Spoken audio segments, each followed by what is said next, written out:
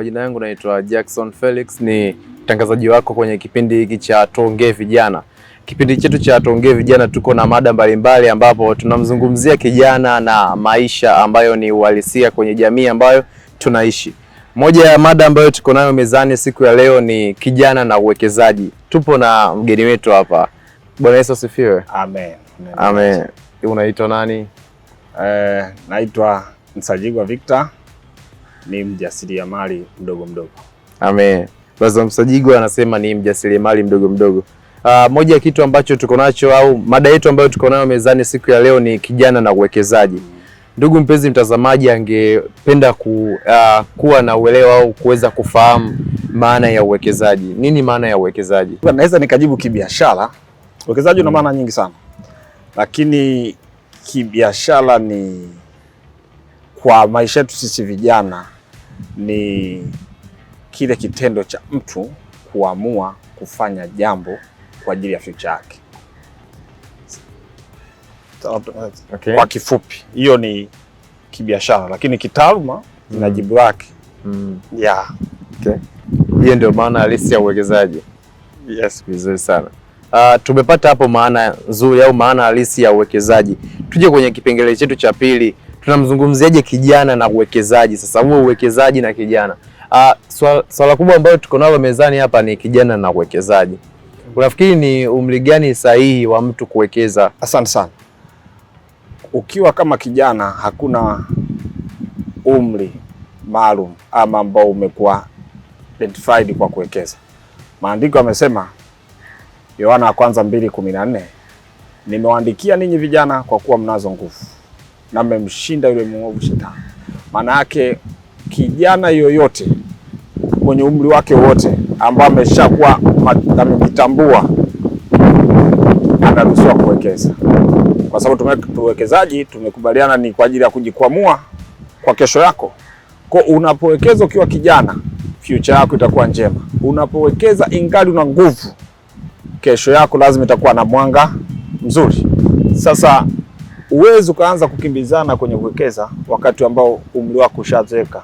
Kipindi hiki ambapo vijana mnasema damu inachemka, ndo wakati mzuri wa sisi vijana kufanyaje? Kuwekeza, kujichanganya na kila aina ya fursa ambazo zipo mbele yetu. Kuna hili swala ambalo tuko nalo mtaani au kwenye jamii ambayo tunaishi. Watu wengi sana wanasubiri kuwekeza wakiwa kwenye umri wa uzee au ukiwa umri umeshaenda miaka 60, 70. Unafikiri kwa nini au unazungumzaje, unamshauri nini ndugu mpenzi mtazamaji ambaye anatazama muda huu? Awekeze akiwa na umri wa uzee, akiwa anakaribia uzee, au awekeze akiwa kijana? Wakati mzuri wa kuwekeza ni ukiwa kijana, kwa sababu Biblia imesema kila jambo lina wakati wake na majira yake. Wakati wa kupanda ni wakati wa ukiwa kijana, na wakati wa kuvuna ni wakati wa ukishakuwa mzee.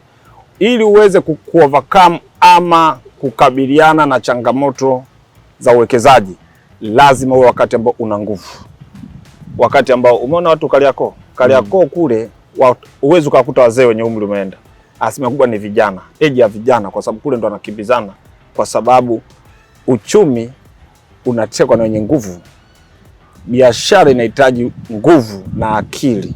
Uwezo ukawa mzee umeweka biashara, vijana kila siku watakuwa na kupindua. Unaona vijana wabaya, lakini kumbe wewe uendeshaji wako mzee biashara tofauti na uendeshaji wako mtu akiwa kijana. Sawa sana.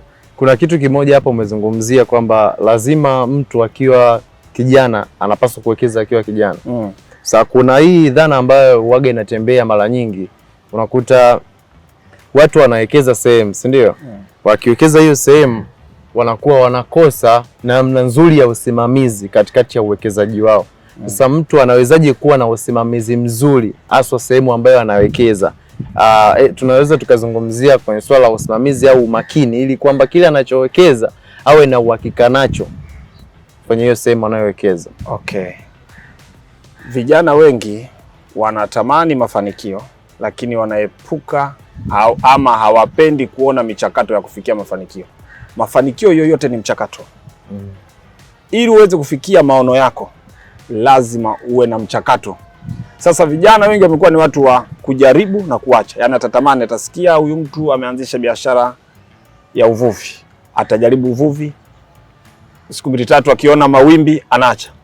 Atajaribu biashara ya duka, akiona sijui TRA manispaa amekamata anaacha. Biashara yoyote ama uwekezaji wowote, ili uweze kufanikiwa, lazima ukubali kuwa na uvumilivu, lazima uwe na consistency, ufuatiliaji mzuri, lakini pia usipitie. Wataalamu wanasema hivi, unapopata changamoto zisikuumize, bali geuza zile changamoto kuwa sehemu ya ukuaji wako.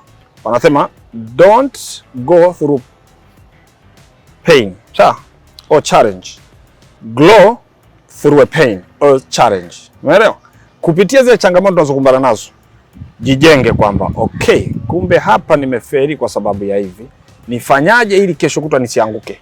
Kwa sababu nikwambie, Mungu ni wa rehema. Unaweza kufungua biashara ukafeli kwa sababu ya kutokuwa na usimamizi mzuri, management mbaya. Sasa siri ya kuinuka tena, unapotaka kuinuka, usipokubali kujicriticize mwenyewe ukaishia kulalamikia watu kwamba fulani alinifanyia hivi, kile kilichokuangusha mara kwanza ndicho kitakuangusha hicho hicho, ila kwa namna nyingine.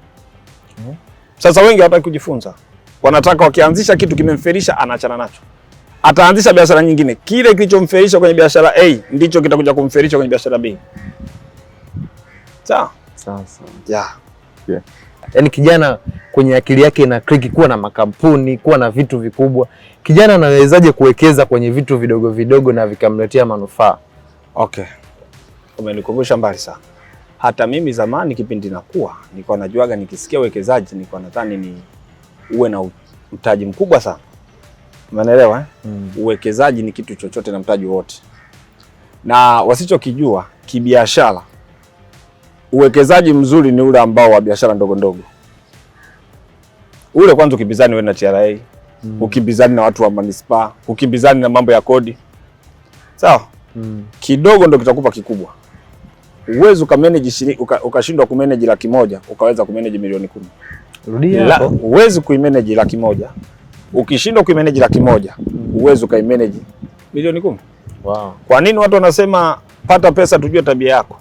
Kuna mtu mwingine akipata pesa akishika, automatic tabia zingine zinaibuka ndani yake. Unajua kwa ajili gani? Pesa sio kwamba inambadilisha mtu, ni mihemko ama ushamba ambao hajawahi kushika ile hela. Sasa ile hela akiipata lazima atatumia vibaya, kwa sababu kuishika kwake tu imekuja bila mpangilio, hawezi kuwa na matumizi mazuri. Lakini akitoka na biashara ndogo kuja kubwa, kwamba okay, nimeanzia 100,000 sasa na mtaji wa milioni 1, huyu mtu ana mwendezo mkubwa sana wa kufanikiwa, ana asilimia kubwa sana za kufanikiwa kuliko yule alianzia biashara milioni 10 kuelekea mbele. Uwekezaji hauna limitation ya kiwango cha pesa, na ndio maana unaona sasa hivi watu wanasema ajira hamna. Kweli ajira hamna, lakini kazi zipo. Ajira ndo hamna, lakini kazi zipo. Unapoamua kwamba sasa hivi nataka nilime mboga zinalika sana, ni kitu ambacho kina uhitaji mkubwa, lazima uangalie nawekeza hiki kitu, soko lipoje, wahitaji watu ni aina gani, aina gani na dili nao watu wa namna gani. Uwezo ukaanzisha kitu hujui soko lilipo, hujui una dili na watu aina gani, hujui unahudumia watu gani. Huo sio uwekezaji, ni kutapanya mali. Kwa tafsiri nyingine, ili mtu aweze kuwekeza lazima awe na taarifa kwanza. Taarifa hicho ninachokifanya. Okay, tukiwa mwishoni kabisa, una ushauri gani kwa vijana haswa kwenye masuala mazima ya uwekezaji? Okay. Vijana ambao wanajiita Gen Z.